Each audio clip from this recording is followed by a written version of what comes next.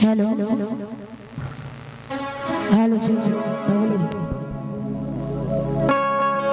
Hello hello जी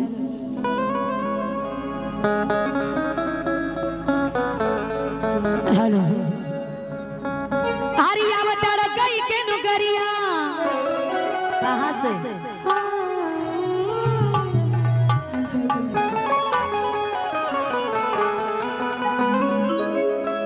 क्या कहाँ गई रहा पंचायत में घूमे हरिया बता गई के नुकरिया नौकरियों से बात सबसे ज्यादा वो होगा पंचायत वाला जी ठीक है कहत या खैले बाड़ू की ना खैले बाड़ू कोई दिक्कत नहीं। उससे कोई मतलब नहीं। हरिया बता गई के नुकरिया हरि जगह की नीली हाथ बजरिया कुसुमरा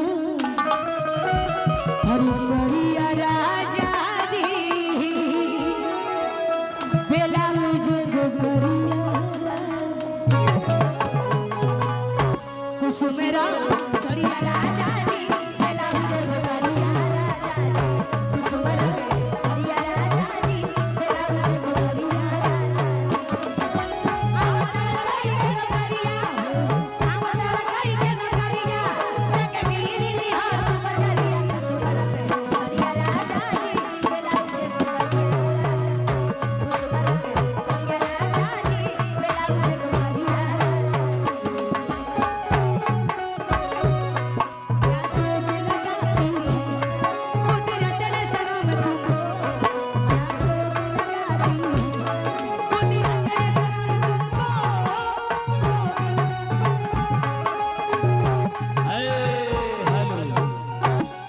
आइए प्यार दुलार लाला चक ठेकेदार साहब परम आदरणीय राकेश ठेकेदार जी।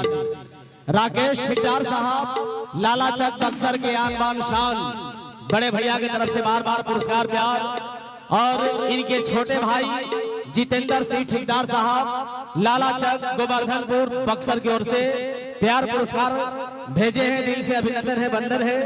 और साथ ही साथ इस महफिल में बैठे हुए बहुत सारे हमारे मेहमान, बहुत सारे गार्जियन जो कि हमारे परम आदरणीय सनु सम्राट भैया, गरीबों की आवाज, गरीबों के मसीहा, हम सब कलाकार से बेहद प्यार करने वाले और जनता से बेहद प्यार करने वाले, किसी भी वक्त किसी भी समय किसी भी जनता को जरूरत पड़ता है तो बिना सोचे समय अपना कीमती समय लेकर चले जाते हैं और उनका हेल्प में खड़ा हो जाते हैं।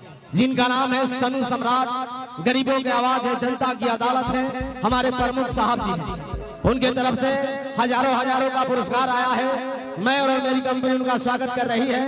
और राकेश ठेकेदार जो कि लाला चक बक्सर के आन शान है, सभी कलाकार को बढ़ चढ़ कर आशीर्वाद दे रहे हैं, प्यार दे रहे हैं। लचका एक लचका हो जाती है। हाल भाई इसमें लचका तो तू क्या कहती हो? क्या कहती है? आरी कारी बारी राजा चल हल माथे का राजा कि अभी से मुहे आपन सी काहे ए राजा उहे 10 रुपया के दारू और 10 लाख के खत्म। जे 10 रुपया के पी हुए ना 2-4 बीघा ली उ तो बुझाता मैं देश बिना जैसा आबाद में रोज पिया रोज लीह ए राजा तू थोड़े थोड़े पिया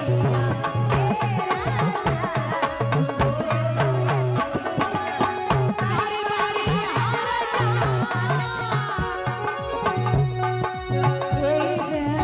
गाओ सुना ई एगो शहर में तारे आईनी त हमरा एगो सामान देखे के मिला आ भगवान करी हम असली हम जान गेली ए राजा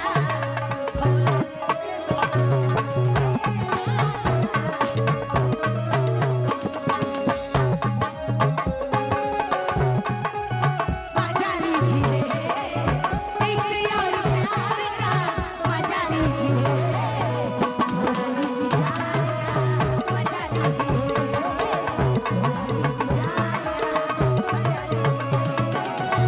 एक से और प्यार का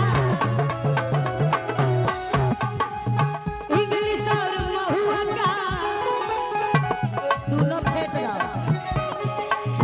इंग्लिश और महुआ का मजा लीजिए थोड़ा इंतजार का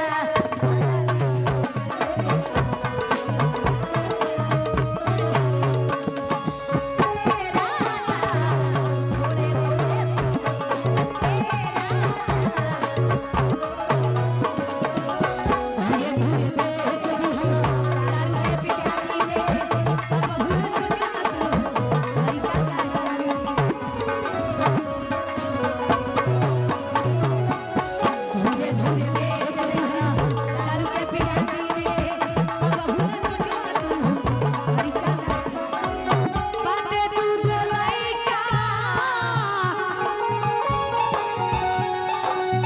सोचू हो भाई का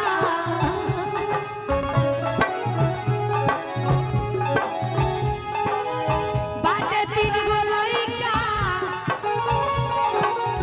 सोचू हो भाई का बच्चों के मुंह देखिए ए राजा तू थोड़े थोड़े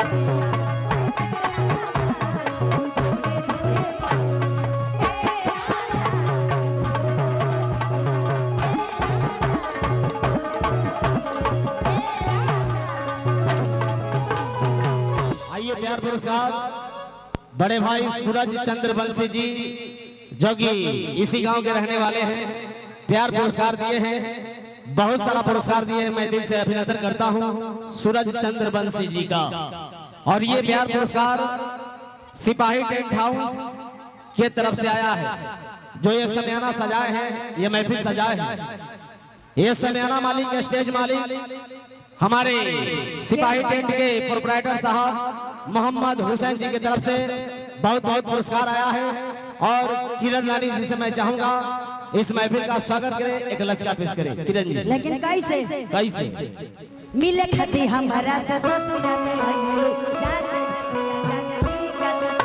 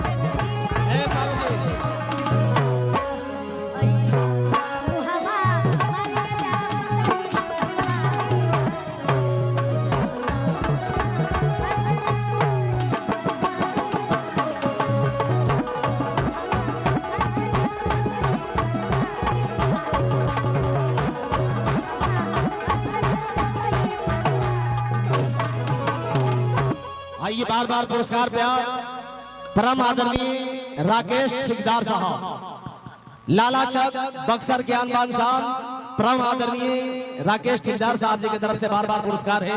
उनके छोटे भाई जितेंद्र ठेकेदार जो कि लाला चक गोवर्धनपुर बक्सर की ओर से जितेंद्र भाई की तरफ से भी बहुत सारा आशीर्वाद प्यार मिल रहा है।